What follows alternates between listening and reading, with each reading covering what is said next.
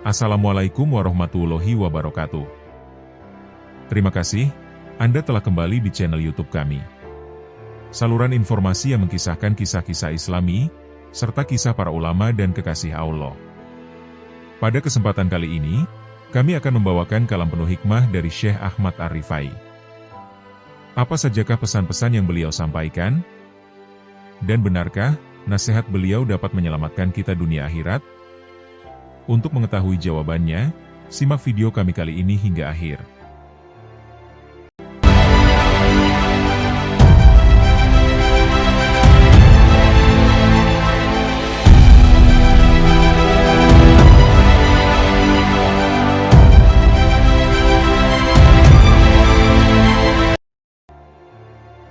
Syekh Ahmad Ar-Rifai atau Imam Rifai.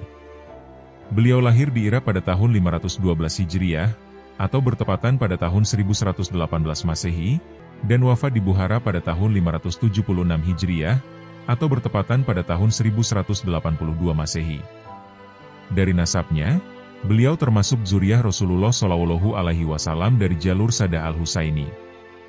Nama lengkapnya adalah Abul Abbas Ahmad bin Ali Ar-Rifai Al-Husaini. Beliau adalah seorang faqih Syafi'i, dan sekaligus ulama sufi yang berjuluk Syekh At-Torarik dan Syekh Al-Kabir. Dalam kitab Qiladah Al-Jawahir, Syekh Abu Al-Huda Al-Halidi Asyayadi mengemukakan, terdapat 4 wali kutub tertinggi yang menjadi poros ilmu tarekat dan hakikat sepanjang masa, yaitu Syekh Abdul Qadir Al-Jilani, Syekh Ahmad Ar-Rifai, Syekh Ahmad Al-Badawi, dan Syekh Ibrahim Ad-Dasuki. Dalam jajaran Kutubul Arba'ah, Sayyid Ar-Rifai dikenal sebagai wali kutub kedua setelah Sayyid Abdul Qadir Jailani. Beliau wali kutub dan kisah karomahnya banyak dikisahkan. Yang menceritakan pun bukan mubalik biasa, tapi kitab ulama besar seperti Imam Az-Zahabi, Imam Suyuti, dan lain sebagainya. Kisah-kisah tentang hikmah dan karomah Sayyid Ar-Rifai sangat banyak diceritakan sampai kini. Sayyid Ar-Rifai sosok wali kutub yang menjadi guru bagi wali-wali kutub berikutnya. Selain itu, kedekatannya pada berbagai lapisan masyarakat, membuat Sayyid Ar-Rifai memiliki banyak julukan. Di antaranya, Syaikhul Torarik, Syaikhul Kabir, hingga Abal Aitam, ayah dari anak yatim dan orang-orang miskin. Sayyid Ar-Rifai merupakan pendiri Thariqah Mu'tabaroh, yang dikenal dengan Thariqah Rifaiyah. Dalam dunia tasawuf, Thariqah merupakan jalan yang ditempuh seorang hamba menuju ridho Allah Subhanahu wa Ta'ala. Mu'tabaroh adalah thariqah yang masyhur, dan diakui secara konsensus ilmiah, memiliki sambungan sanad mata rantai sampai Rasulullah Shallallahu Alaihi Wasallam. Beliau adalah sosok wali besar yang memiliki banyak karomah. Namun terlepas dari banyaknya karomah yang melekat, satu hal yang harus dipahami, beliau sosok ulama intelektual. Beliau mengalami proses tarbiyah pembelajaran, memiliki banyak karya ilmiah, dan memiliki banyak santri-santri ilahiyah. Wirid-wirid dan ujangan-ujangan beliau, hingga sampai sekarang dijadikan pegangan hidup oleh banyak umat muslim di dunia, khususnya pengikut Thariqah Rifaiyah. Pada kesempatan kali ini, akan kami sampaikan ujangan-ujangan penuh hikmah dari Syekh Ahmad Ar-Rifai, yang dapat Anda jadikan pedoman hidup agar selamat dunia akhirat. Berikut ujangan-ujangan beliau selengkapnya. Ujangan Syekh Ahmad Ar-Rifai tentang musibah batin. Sesungguhnya Nabi Shallallahu Alaihi Wasallam bersabda, perbuatan-perbuatan baik bisa menjaga serangan keburukan, dan sesungguhnya sedekah rahasia itu bisa meniup api amarah Tuhan, dan sebenarnya silaturahim itu menambah usia dan menghapus kemiskinan. Hadis riwayat Tobroni.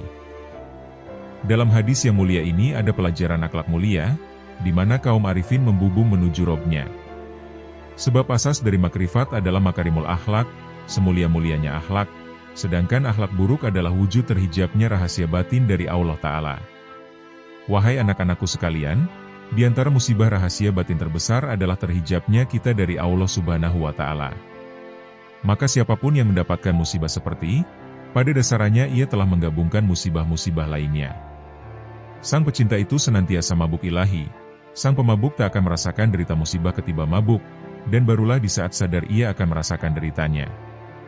Musibah terhijab dari Allah Subhanahu wa Ta'ala tak bisa diganti atas kehilangannya selamanya, kecuali dengan menepiskan segala hal selain Allah Subhanahu wa Ta'ala dari rahasia batin kita. Tak ada ancaman lebih serius di dalam Al-Quran dibanding ayat berikut ini. Sekali-kali tidak, sesungguhnya mereka pada hari itu benar-benar terhalang dari melihat Tuhan mereka. Betapa banyak orang yang taat, tetapi terhijab dari yang ditaati Allah Subhanahu wa Ta'ala. Betapa banyak orang yang dapat nikmat, tetapi terhijab dari Sang Pemberi nikmat. Betapa banyak orang yang tidur, diberi rizki kesadaran bangun ketika ia sedang tertidur. Betapa banyak orang yang sadar tertidur justru setelah ia bangun. Betapa banyak orang yang pendosa, justru diberi rizki kewalian dan meraih derajat abror.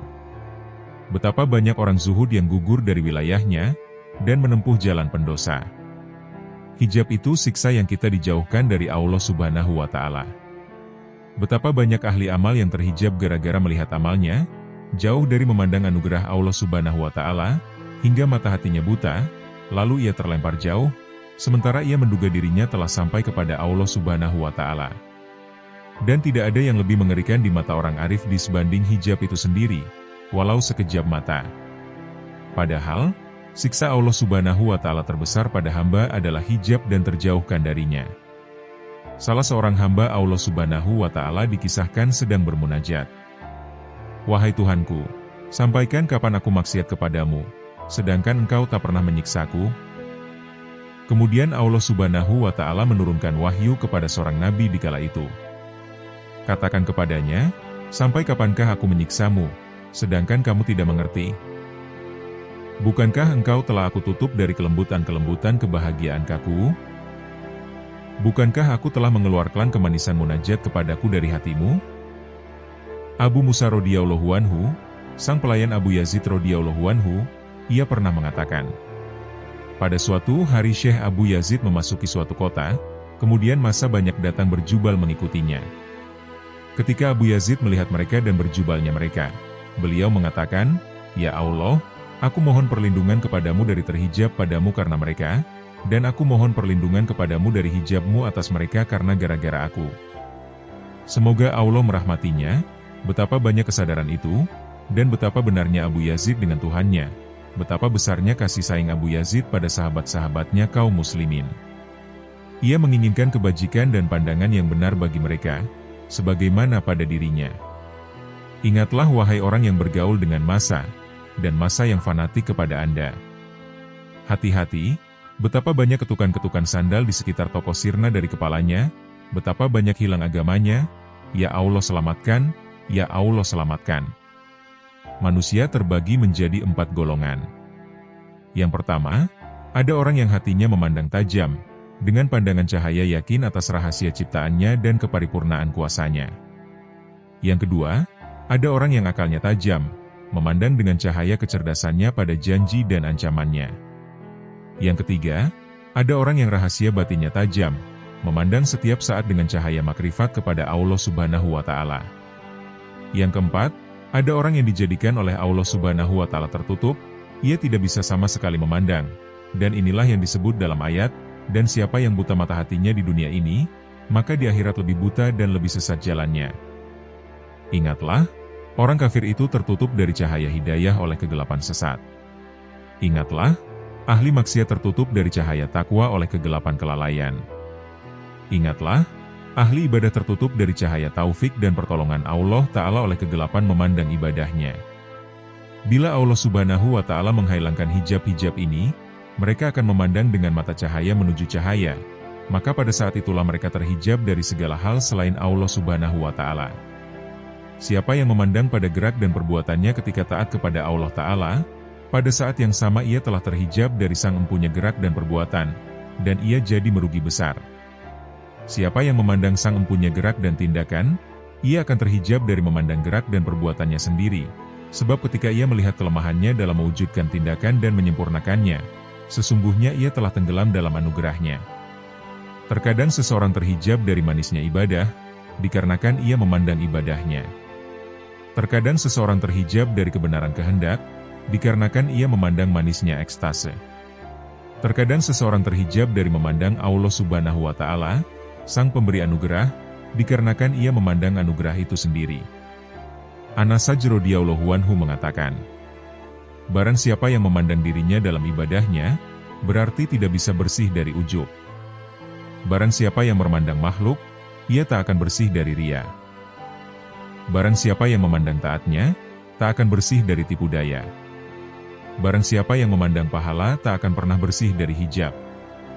Barang siapa yang memandang Rob Ta'ala, maka itulah berada dalam posisi yang benar di sisi Tuhan di Raja yang kuasa. Abu Bakar bin Abdullah radhiyallahu anhu mengatakan, barang siapa yang sibuk dengan nuansa hikmah dan rahasia-rahasianya, maka ia akan terhijab dari hakikatnya. Dan aku tak pernah diperlihatkan maksiat yang lebih bahaya ketimbang melupakan Allah Subhanahu wa Ta'ala, dan penggantungan hati pada selain Allah Subhanahu wa Ta'ala. Setiap hasrat dan zikir pada selain Allah Ta'ala adalah hijab antara dirimu dengan Allah Subhanahu wa Ta'ala. Dalam hadis disebutkan, betapa banyak kebajikan yang dilakukan seseorang yang tak ada keburukan baginya, justru lebih berbahaya padanya disebanding keburukan itu sendiri. Dan betapa banyak keburukan yang dilakukan seseorang yang tak ada kebajikan padanya, justru ia lebih bermanfaat padanya dibanding kebajikan itu sendiri. Maksudnya, kebajikan itu sebenarnya terpuji, dan keburukan itu tercela. Namun sepanjang seorang hamba dalam berbuat kebajikan masih melihat kebajikannya, maka ia berada di medan pamer dan kebanggaan. Dan sepanjang hamba dalam keburukan, namun ia masih melihat keburukan itu, berarti ia berada di medan remuk redam dirinya dan merasa sangat butuh padanya. Padahal kondisi hamba dalam situasi sangat butuh pada Allah itu lebih baik. Abu Bakar As-Siddiq radhiyallahu anhu mengatakan, "Ya Allah, aku mohon berlindungan padamu dari syirik tersembunyi."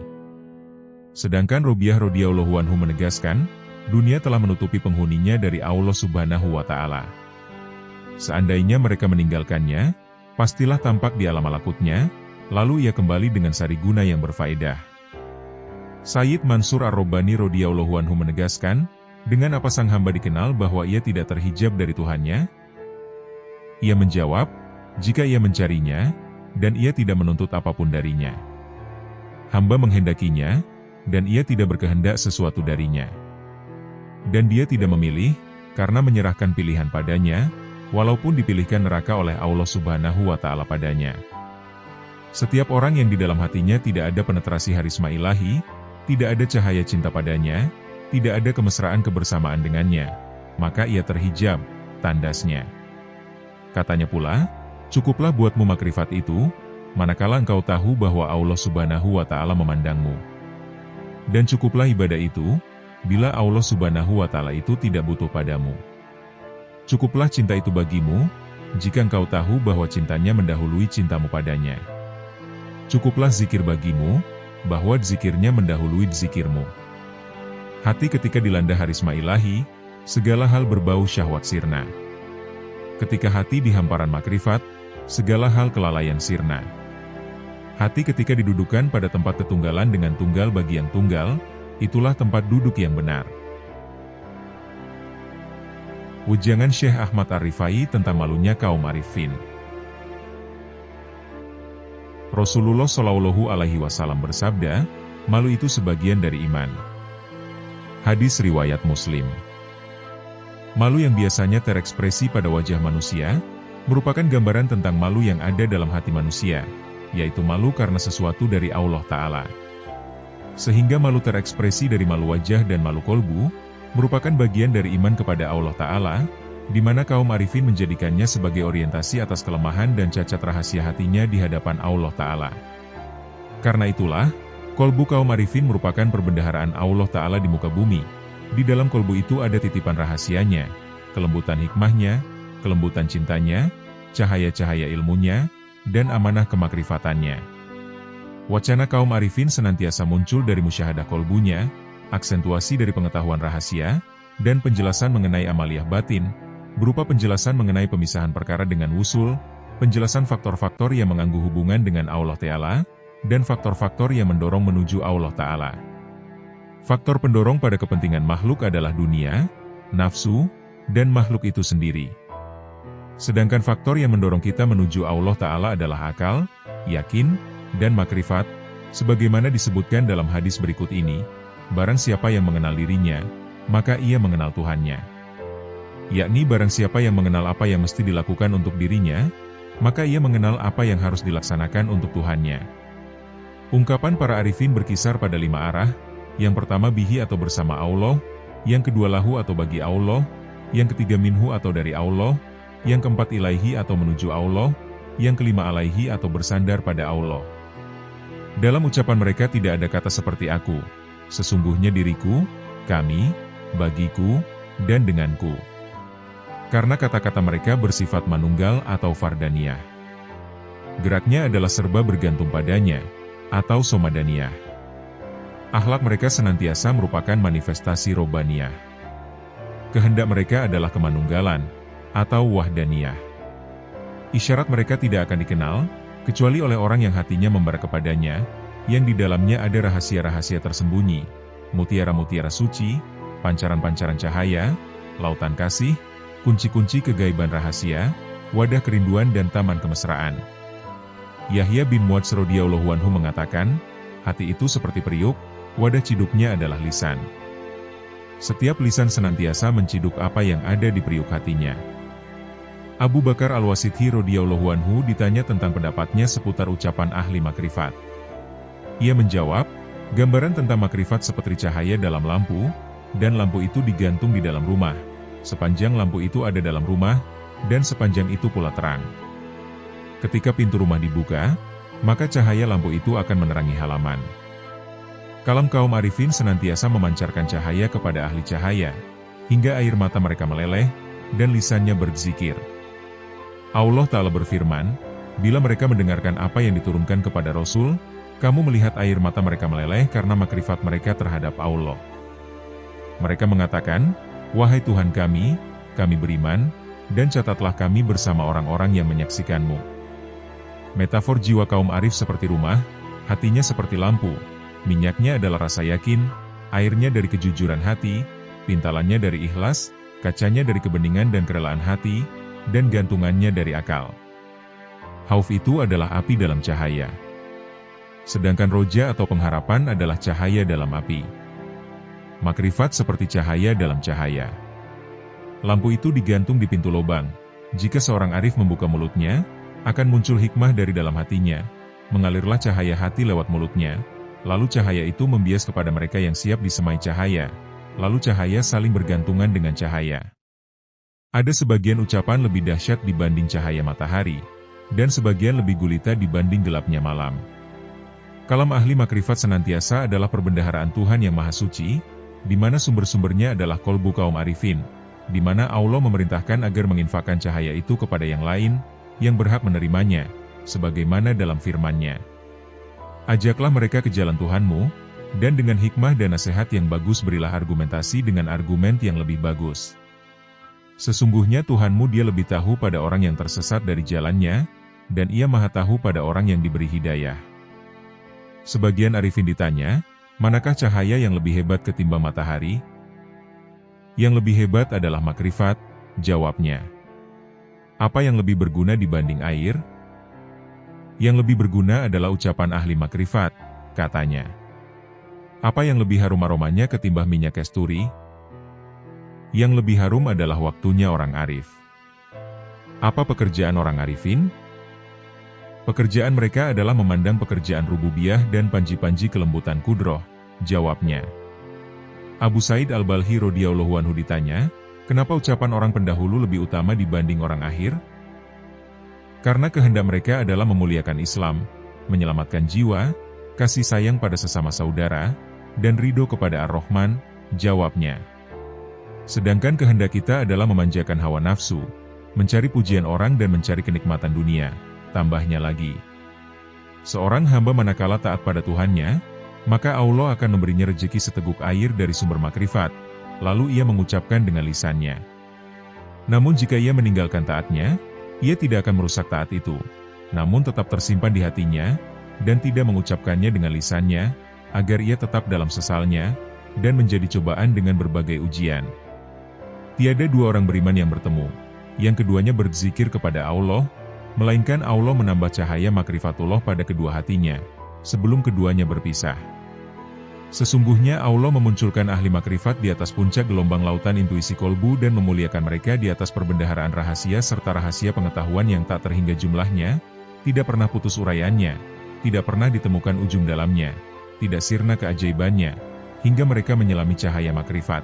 Dalam kedalaman isyarat yang terpendam, dalam makna-maknanya yang tersembunyi, hingga keluar dengan keajaiban satriguna dan kelembutan bekal-bekal melimpahnya. Hakikat-hakikat dan isyaratnya, yang membakar kolbu para pecinta, memesrakan ruh para penempuh. Itulah cahaya dari cahaya hidayah, di mana seorang hamba meraih petunjuk dari kebajikan penjagaan jiwa, jika mereka meraih taufik dan inayah.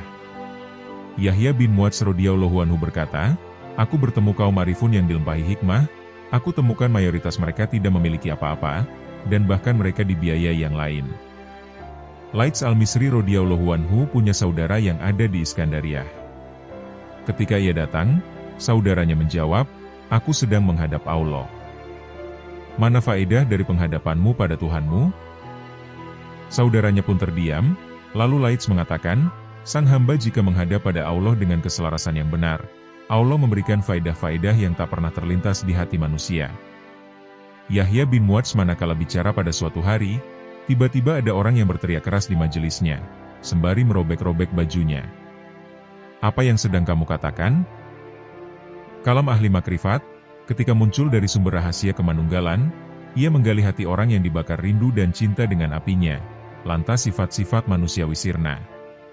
Karena itu kalimat orang yang bertakwa itu posisinya mendekati wahyu. Suatu ketika, ada kata-kata terucap dari mereka, lalu ditanya, "Apa yang membuatmu bicara seperti ini?" "Hatiku mengatakan demikian, bermula dari pikiranku, dari rahasia jiwaku, dari Tuhanku," katanya. Sandaran hikmah adalah wujudnya hikmah, yaitu barang berharga yang hilang dari penempuh, ketika ditemukan ia ambil. Ia tak peduli dari manapun wadahnya, dari manapun diucapkannya, dari hati mana dinukil atau dari dinding mana terukir, atau dari kafir mana didengar. Nilai hikmah dalam sebuah hadis disebutkan, barang siapa yang ingin ilmu oleh Allah tanpa belajar, mendapatkan petunjuk tanpa hidayah, maka zuhudlah dari dunia. Setiap hikmah ada ahli dan zamannya, dan zaman itu telah berlalu dengan sejumlah besar ahlinya, sedangkan yang tersisa kini hanyalah musibah. Maka kami kepada Allah, dan kami kepadanya kembali. Carilah lampu-lampu kalam kaum arifun sebelum mereka wafat, suatu nikmat yang kalian rasakan kemuliaannya, keutamaannya yang paripurna, dan Luqman dipilih oleh Allah dengan hikmah, karena kemuliaan hikmahnya. Hikmah itu syidikun, kebanggaan mutakun, firadus para arifun, warisan para nabi dan mursalun, maka burulah sebelum sirna. Dian-dian cahaya manusia di setiap bumi, merekalah ulama generasi mulia. Ilmunya memancarkan cahaya di setiap lembah, bagai purnama yang membias tanpa awan. Ujangan Syekh Ahmad Ar-Rifai tentang jalan ketakwaan. Riwayat dari Anas bin Malik radhiyallahu anhu, bahwa Rasulullah shallallahu alaihi wasallam apabila masuk bulan Rajab, beliau berdoa, "Ya Allah, berkahilah kami di bulan Rajab dan Syaban, dan sampaikan kami bisa memasuki bulan Ramadan." Hadis riwayat Imam Ahmad dan Imam Baihaqi. Dalam hadis mulia ini ada makna yang banyak, antara lain, peluang masa depan yang leluasa bagi kesolehan amal, agar umur benar-benar bagi Allah Subhanahu wa Ta'ala, melakukan amalia sepanjang usianya hanya bagi Allah Subhanahu wa Ta'ala. Begitu juga kaum arif billah, yang mewarisi Rasulullah Shallallahu alaihi wasallam. Itulah perilaku para ahli takwa. Perlu diketahui, takwa itu ada dua arah, arah khusus dan arah umum. Arah takwa khusus adalah takwa dengan rahasia batinnya, dari hasrat serta harapan terhadap segala hal selain zat Allah Ta'ala. Allah Subhanahu wa Ta'ala berfirman, "Takwalah kepada Allah, dengan takwa yang hakiki." Takwa secara umum adalah takwa dengan lahiriah dari segala hal yang dibenci oleh Allah Ta'ala. Sebagaimana firman-Nya, barang siapa yang bertakwa kepada Allah, akan dihapuskan dari dosa-dosanya. Allah Subhanahu wa Ta'ala menjadikan kemudahan dan jalan keluar dari segala kesusahan, kemudahan dan keluasaan di dalam takwa, sebagaimana firman-Nya, siapa yang bertakwa kepada Allah, akan dijadikan baginya kemudahan dalam urusannya.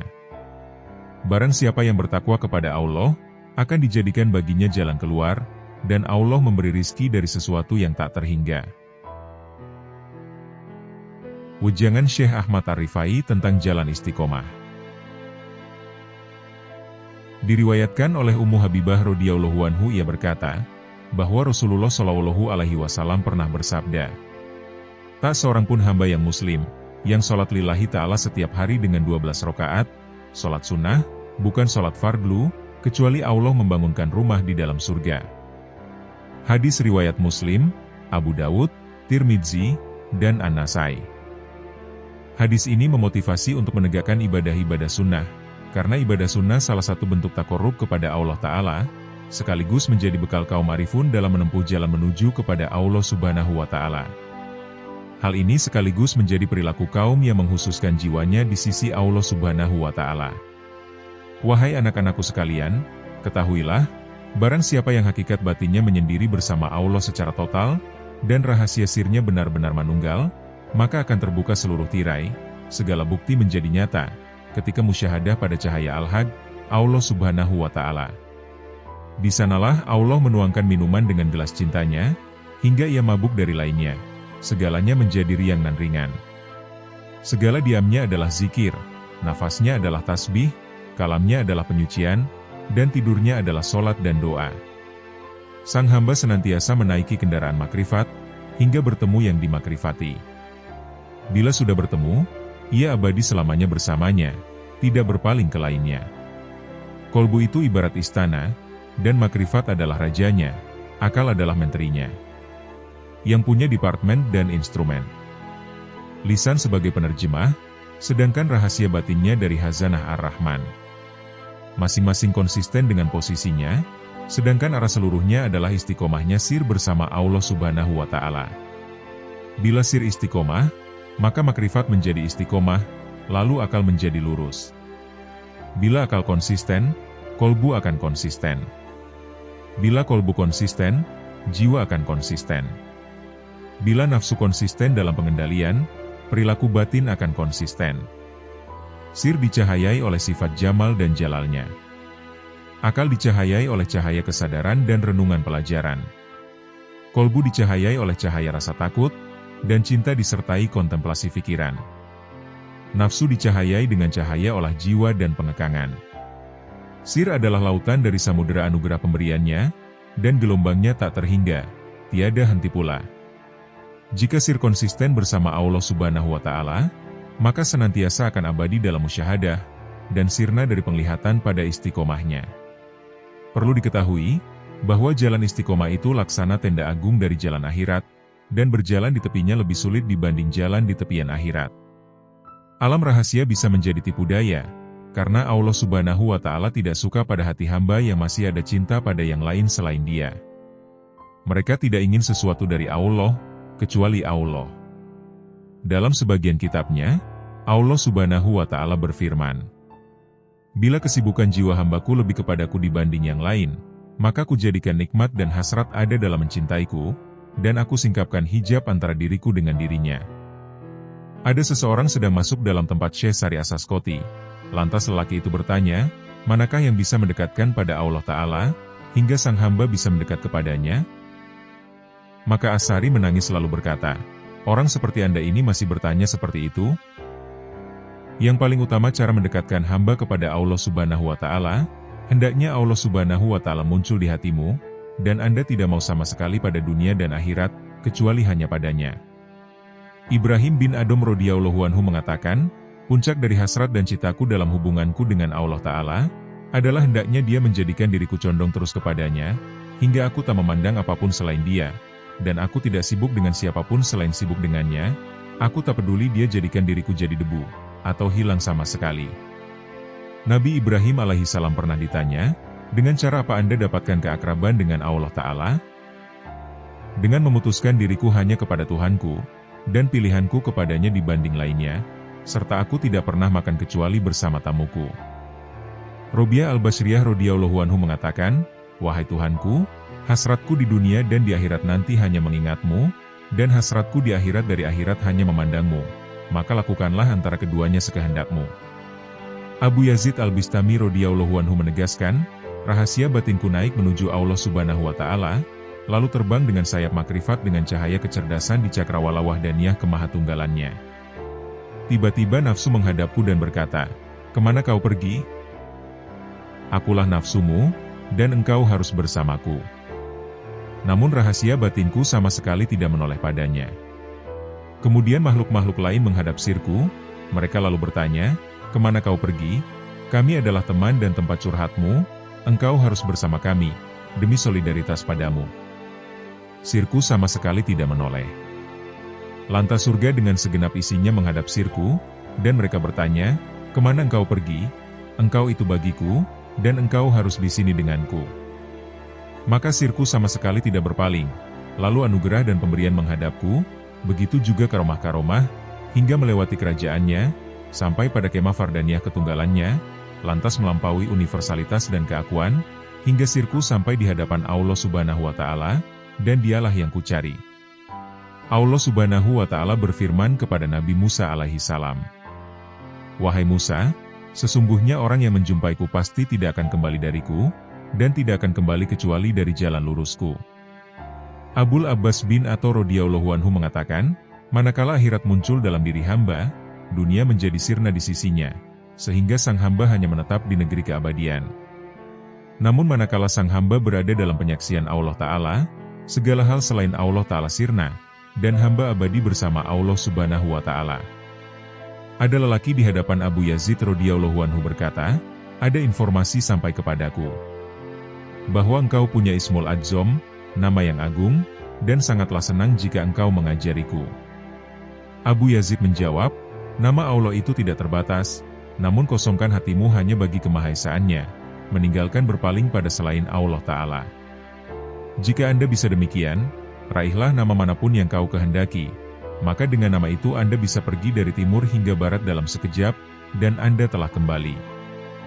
Zunnun al-Misri radhiyallahu anhu mengatakan, "Ketika aku naik haji, tiba-tiba ada anak muda mengatakan, 'Wahai Tuhanku, aku telah mengumpulkan tebusanmu, dan engkau maha tahu, lalu apa yang engkau berlakukan pada mereka?' Lalu ku dengar suara, 'Tebusanku banyak, dan yang mencariku sedikit.'" Sebagian sufi ditanya, seberapakah antara Allah Subhanahu wa Ta'ala dan hambanya? 4 langkah saja. 1 langkah meninggalkan dunia, 1 langkah meninggalkan makhluk, 1 langkah meninggalkan nafsu, dan 1 langkah meninggalkan akhirat, maka sang hamba sudah di hadapan Allah Subhanahu wa Ta'ala, jawabnya. Sari radhiyallahu anhu berkata, "Siapa yang bangkit untuk taat kepada Allah Ta'ala tanpa ada yang lain, Allah akan memberi minuman dari mata air cinta darinya, dan dihantar menuju tempat yang benar." Sayyidina Ali karramallahu wajhah mengatakan, orang arif manakala keluar dari dunia tak ada pemandu maupun penyaksi di hari kiamat, tidak ada malaikat Ridwan di surga, juga tidak ada malaikat Malik di neraka. Beliau ditanya, lalu di mana sang arif dijumpai? Di hadapan Allah yang Maha Diraja, di tempat yang benar. Ketika mereka bangkit dari kuburnya, mereka tidak bertanya-tanya, mana keluarga dan anakku, mana Jibril dan Mikail, dan mana surga dan pahala? Namun mereka saat itu justru berkata, manakah kekasihku dan kemesraan hatiku? Kolbu kaum arifin punya mata yang memandang apa yang tak biasa dipandang manusia. Sedangkan lisannya berkata dengan rahasia batinnya munajat dari malaikat-malaikat mulia di sisinya, yang mencatat sayap-sayap yang terbang tanpa bulu hinggap di sisi Rabbul Alamin. Lalu bagai gembalaan di taman suci menari dan meminum dari lautan para rasulnya, para hamba yang menuju kepadanya hingga mendekat, sampai bertemu dengannya.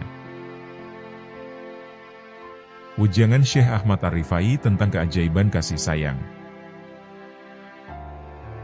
Rasulullah Shallallahu Alaihi Wasallam bersabda, orang yang memiliki kasih sayang, akan disayang oleh Allah yang Maha Penyayang, yang Maha Memberi Berkah dan Maha Luhur, karena itu berikan kasih sayang kepada siapapun di muka bumi, maka yang di langit akan menyayangimu. Hadis riwayat Ahmad, Abu Dawud dan Tirmidzi. Dalam hadis yang mulia ini ada keajaiban yang luar biasa dari ilmu-ilmu dan rahasia Allah, di mana Al-Mustafa Nabi Muhammad SAW, beliau memerintahkan adanya cinta dan kasih sayang terhadap semua makhluk di muka bumi, agar kasih sayang dari malaikat luhur di langit melimpah pula. Karena langit adalah jalan bagi turunnya kasih sayang ilahi, dan tempat sumber limpahan-limpahan alam cinta dan kasih sayang, sekaligus tempat hunian para malaikat yang dijadikan sebagai perantara rahasia-rahasia antara dirinya dan para makhluknya. Bila Allah melimpahkan rahmat dalam rahasia malaikat rizki, maka Allah memberikan pertolongan kepada pencari rizki. Bila Allah melimpahkan rahmat kepada rahasia pencatat amal, maka Allah memberikan kelupaan hamba terhadap keburukan-keburukan. Bila Allah melimpahkan pada rahasia malaikat Raqib, maka Allah memberikan pertolongan dan kasih sayang. Kasih sayang adalah perilaku jiwa kaum arifin dan sekaligus menjadi mirau kolbunya menuju Tuhannya. Sedangkan hamba-hamba Allah yang arifin tadi, merupakan pantulan manifestasi rahmat Tuhan semesta alam bagi para makhluknya, dan Dia adalah Maha Suci dan Maha Cinta dan Kasih. Wahai anak-anakku sekalian, bila kalian mewujudkan sifat kasih sayang kepada sesama makhluk, Anda pasti dirahmati. Jika Anda bermajelis dengan kaum arifin, pasti Anda sukses jiwamu. Jika Anda bertanya pada kaum yang penuh hikmah Robbaniyah, pasti Anda mendapatkan pengetahuan. Segala sesuatu pasti itu ada kuncinya. Kunci ilmu itu bertanya, jika tidak tahu. Dan jika Anda bisa, hendaklah bermajelis dengan kaum arifin, yang bisa Anda gali pengetahuan mereka dan hakikat rumusnya, kelembutan isyaratnya, maka sungguh Anda meraih keuntungan. Karena yang paling mulia di antara para ulama adalah ulama Robbaniyun, yang sangat agung dibanding siapapun di muka bumi selain Allah. Karena mereka ini adalah kekasih-kekasih Allah dan pengemban amanah rahasianya. Maka jagalah kehormatan mereka, gerakan intuisi mereka dengan bertanya yang baik. Karena gejolak ombak dari intuisi kaum arifin itu tidak akan pernah sirna keajaibannya.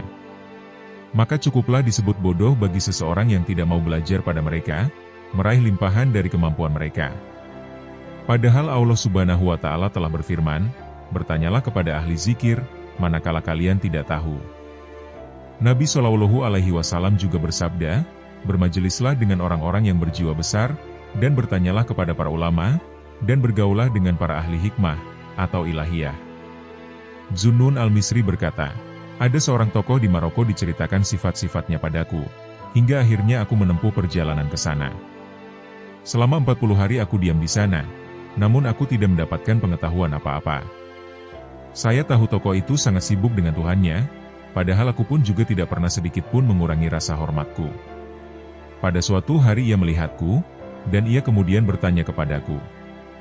Dari mana seorang pengembara ini? Tanyanya. Aku ceritakan perjalananku dan sebagian kondisi jiwaku. Apa yang membuat Anda kemari? Tanyanya. Saya ingin menggali ilmu Anda, kataku. Takwalah kepada Allah, dan pasrahlah kepadanya, karena Dia adalah yang maha memelihara dan maha terpuji, katanya yang kemudian diam begitu lama. Mohon ditambah lagi bagiku, semoga Allah merahmatimu. Saya ini orang yang sangat asing, dan datang dari negeri yang jauh.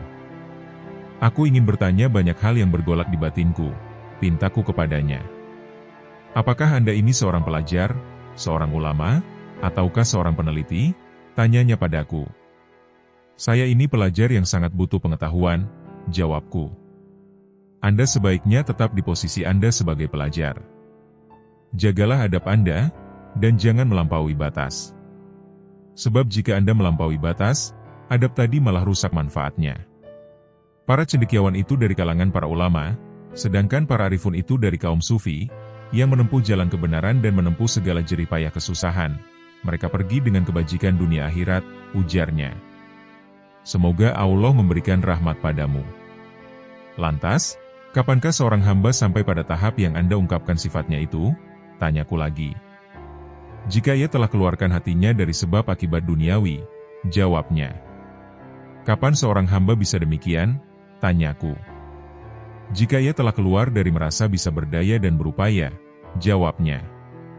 Apakah pangkal akhir seorang arif itu? Tanyaku. Jika semuanya seperti tiada ketika semuanya ada, jawabnya. Kapan sampai pada martabat syiddiqin? Tanyaku. Jika sudah mengenal dirinya, jawabnya. Kapan mengenal dirinya? Tanyaku. Jika ia telah tenggelam di lautan anugerah, dan keluar dari tempat keegoannya, serta berpijak pada langkah keluhuran, jawabnya. Kapan sampai pada sifat-sifat itu? Tanyaku. Bila ia duduk di kapal ketunggalan, jawabnya. Apa kapal ketunggalan itu? Tanyaku. Menegakkan ubudiyah yang benar, jawabnya. Lalu kebenaran ubudiyah itu yang bagaimana? Tanyaku. Beramal hanya bagi Allah Ta'ala, dan ridho terhadap ketentuan Allah, jawabnya. Kalau begitu, berilah aku wasiat, pintaku. Aku wasiat kepadamu, Agar terus bersama Allah, ucapnya. Tolong beri aku wasiat lagi, pintaku lagi. Itu sudah cukup, jawabnya. Abdul Wahid bin Zaid radhiyallahu anhu mengisahkan, pada suatu hari aku bertemu dengan seseorang ketika di perjalananku, dan ia memakai baju dari bulu. Aku ucapkan salam padanya, semoga Allah merahmatimu, aku ingin bertanya suatu hal. Silakan, hari-hari telah lewat, dan nafas itu dihitung dan dibatasi, sedangkan Allah terus-menerus mendengar dan melihat. Apakah pangkal takwa itu? Tanyaku. Pangkalnya adalah sabar bersama Allah Ta'ala, jawabnya. Apakah pangkalnya sabar itu? Tanyaku. Pangkalnya adalah tawakal pada Allah, jawabnya. Apakah pangkal tawakal itu? Tanyaku. Pangkalnya adalah memutuskan diri hanya bagi Allah, jawabnya. Apakah pangkal memutuskan diri hanya bagi Allah? Tanyaku. Pangkalnya adalah menyendiri bersama Allah, jawabnya. Apakah pangkal menyendiri? Tanyaku. Pangkalnya adalah membuang dari hati segala hal selain Allah, jawabnya. Apakah pangkal kalau hidup paling nikmat? Tanyaku. Pangkalnya adalah berbahagia dengan zikrullah, jawabnya. Apakah pangkal kalau hidup paling bagus? Tanyaku. Jika hidup bersama Allah, jawabnya. Apa yang disebut paling dekat? Tanyaku. Yang paling dekat adalah bertemu dengan Allah, jawabnya. Apa yang paling membuat hati lapar? Tanyaku. Yang membuat hati lapar adalah pisah dengan Allah, jawabnya. Apa sesungguhnya cita-cita sang arif? Tanyaku. Cita-cita sang arif adalah bertemu dengan Allah, jawabnya. Apakah tanda-tanda pecinta Allah itu? Tanyaku. Tandanya adalah ia mencintai zikrullah, jawabnya. Apakah yang dimaksud mesra berbahagia dengan Allah itu? Tanyaku. Meneguhkan rahasia jiwa bersama Allah, jawabnya. Apakah pangkal kepasrahan diri itu? Tanyaku. Pangkal kepasrahan diri adalah menyerahkan diri total terhadap perintah Allah, jawabnya. Apakah pangkal menyerahkan diri total? Tanyaku. Pangkalnya adalah mengingat pertanggungjawaban di hadapan Allah, jawabnya. Apakah kegembiraan paling agung? Tanyaku. Husnudzon kepada Allah, jawabnya. Siapakah manusia yang paling agung? Tanyaku. Manusia yang merasa puas jiwanya kepada Allah, jawabnya. Lalu siapakah manusia paling kuat? Tanyaku. Orang yang meraih kekuatan bersama Allah, jawabnya. Siapakah yang dimaksud orang yang bangkrut itu? Tanyaku. Orang yang bangkrut adalah orang yang rela pada selain Allah, jawabnya. Apakah kehilangan harga diri itu? Tanyaku. Bila menanjak jiwanya tanpa bersama Allah, jawabnya. Kapan seorang hamba terjauhkan dari Allah? Tanyaku. Bila ia tertutup dari Allah, jawabnya. Kapan seseorang itu tertutup dari Allah? Tanyaku. Bila di hatinya masih ada hasrat selain Allah, jawabnya. Siapakah orang yang lali itu? Tanyaku. Siapapun yang menghabiskan umurnya tanpa disertai ketaatan pada Allah, jawabnya. Apakah zuhud di dunia itu? Tanyaku. Meninggalkan segala hal yang menyibukkan hatinya dari Allah, jawabnya. Siapakah orang yang menghadap Allah? Tanyaku. Siapapun yang menghadap pada Allah, jawabnya. Lalu siapa yang lari dari Allah? Tanyaku. Siapapun yang lari dari Allah, jawabnya. Apakah kolbun salim itu? Tanyaku. Kolbu yang di dalamnya tidak ada lagi selain Allah, jawabnya. Tolong beritahu aku, dari manakah Anda makan? Tanyaku. Saya makan dari kekayaan Allah, jawabnya. Apa sih yang Anda sukai? Tanyaku. Apapun yang ditentukan Allah padaku, jawabnya. Kalau begitu beri aku wasiat, pintaku. Lakukan taat kepada Allah, dan ridolah kepada ketentuannya, bersenanglah dengan zikrullah, maka kalian akan jadi pilihan Allah. Orang yang mengenal Allah tidak akan maksiat. Kata Zunnun al-Misri, suatu hari dalam perjalananku, aku bertemu dengan orang tua, yang di wajahnya ada tanda sebagai kaum arifin. Semoga Allah merahmati Anda. Manakah jalan menuju Allah? Tanyaku padanya. Kalau Anda mengenalnya, pasti Anda tahu jalan menuju padanya, jawabnya. Bukankah Adam itu maksiat padanya dengan keparipurnaan makrifatnya? Tanyaku. Maka dia lupa, dan kami tidak menemukan baginya tekad. Sudahlah kita jangan berdebat, ucapnya.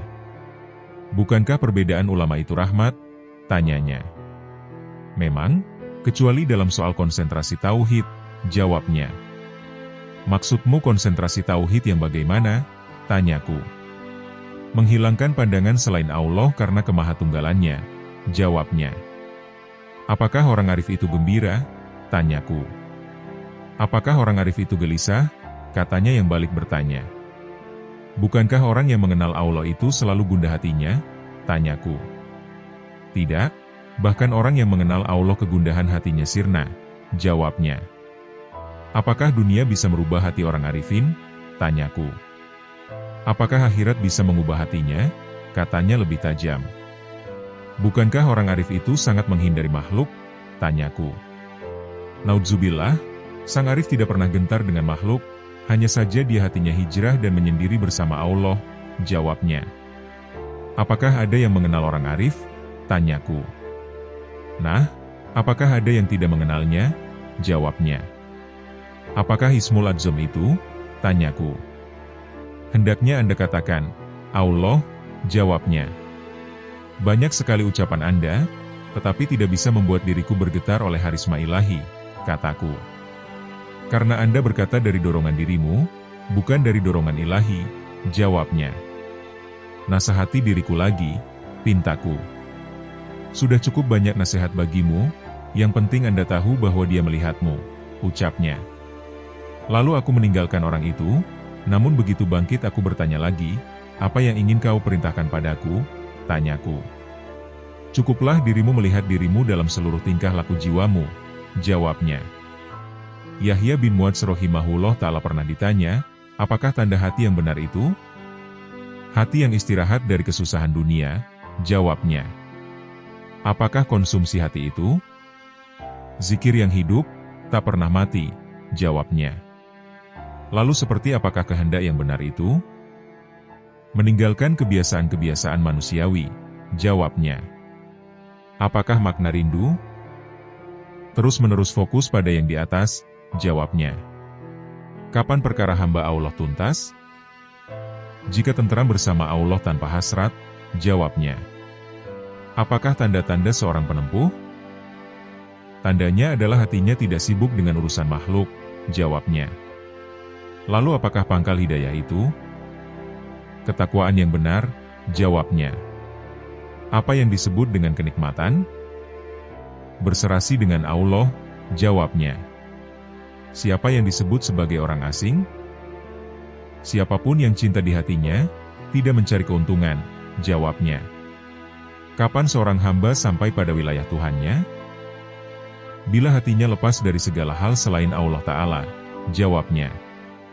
Apakah yang disebut dengan kebebasan agung itu? Penyerahan total kepada Sang Tuhan, jawabnya. Apakah amal paling utama? Zikir kepada Allah, kapan dan di mana saja, jawabnya. Apa yang disebut dengan kebutuhan besar? Kebutuhan besar adalah melanggengkan bahagia bersama Allah, jawabnya.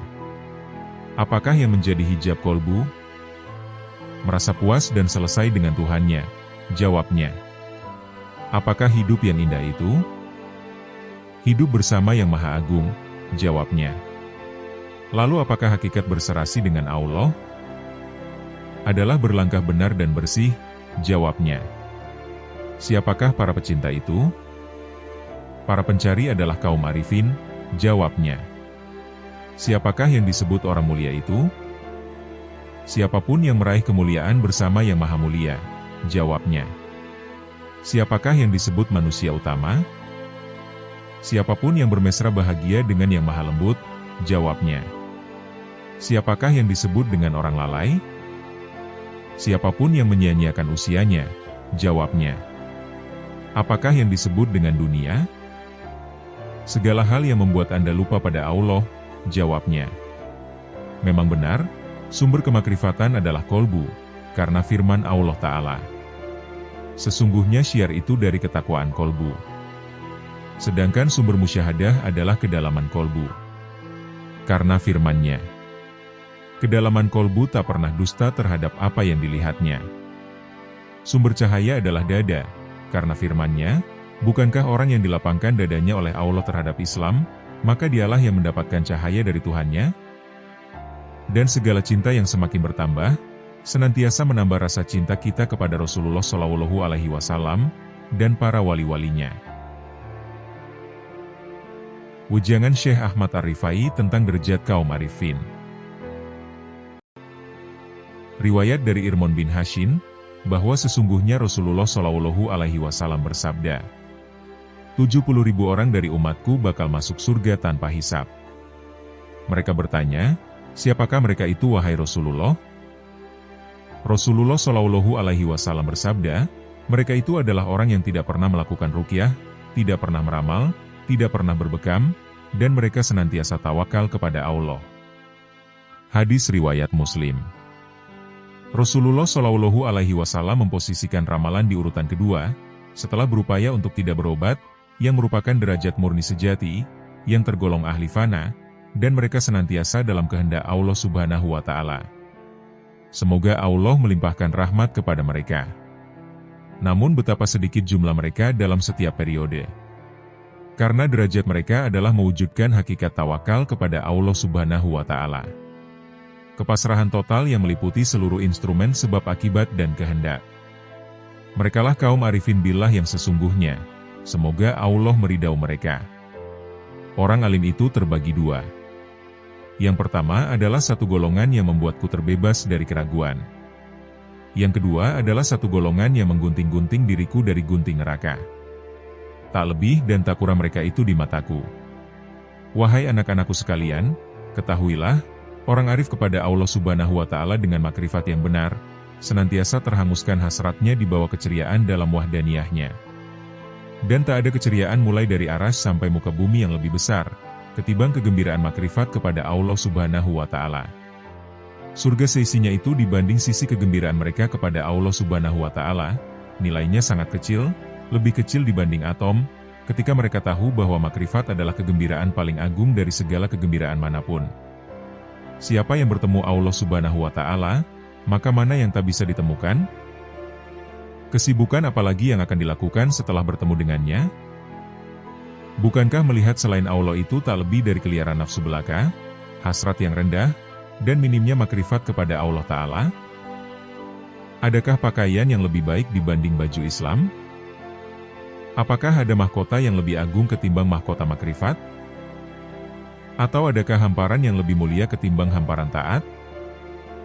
Allah Subhanahu wa Ta'ala berfirman, katakan, dengan karunia Allah dan dengan rahmat-Nya, maka dengan karunia dan rahmat itulah kalian semua bergembira.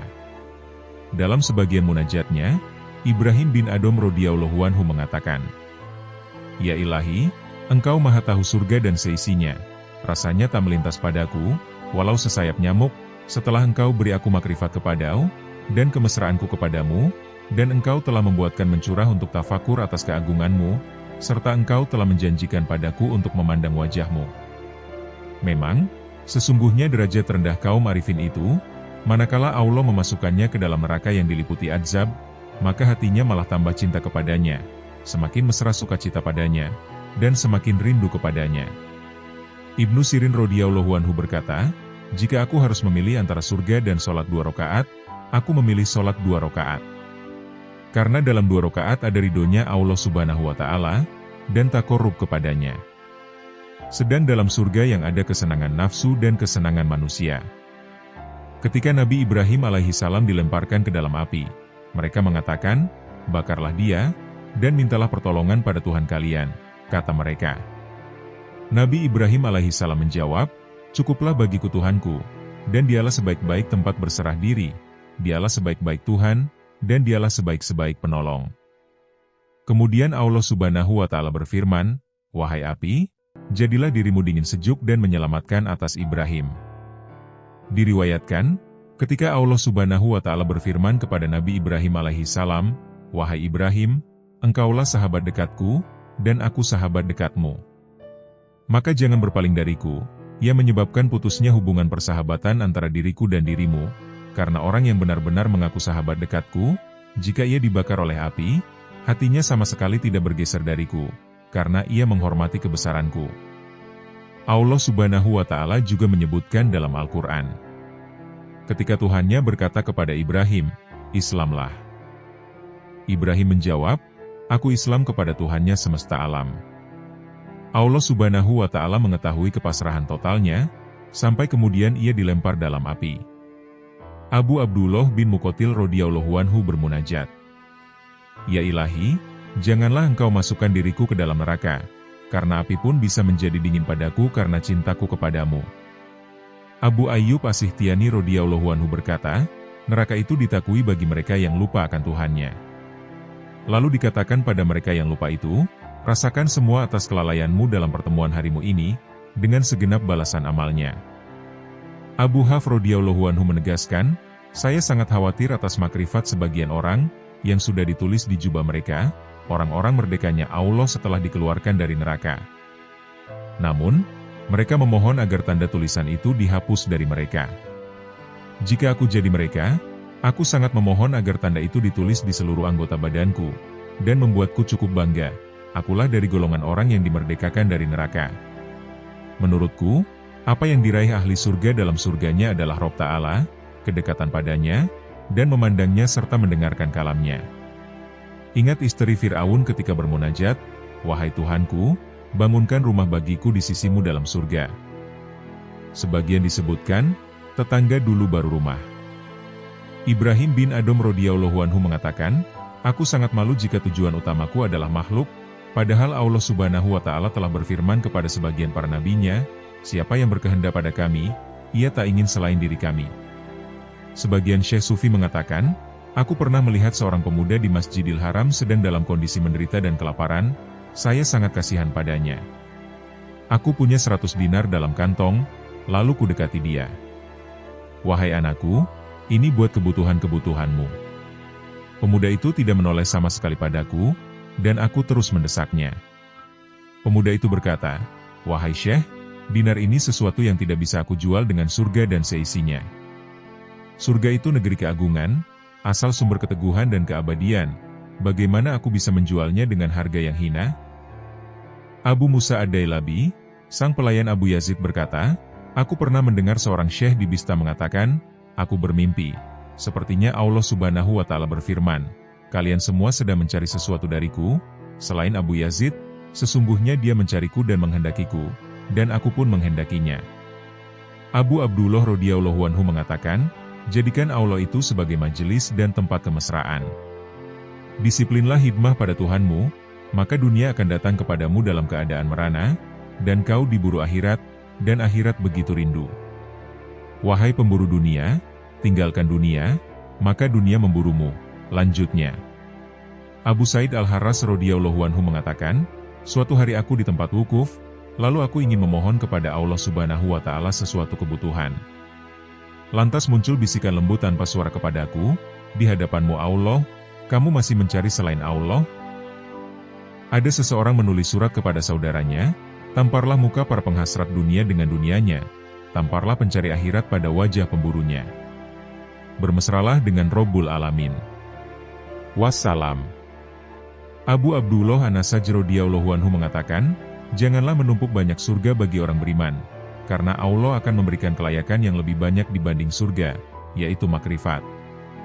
Seseorang sholat jenazah dengan 5 kali takbir, ia lalu ditanya kenapa sampai 5 kali. 4 takbiranku untuk si mayit, dan 1 untuk 2 rumah, yakni dunia akhirat, katanya.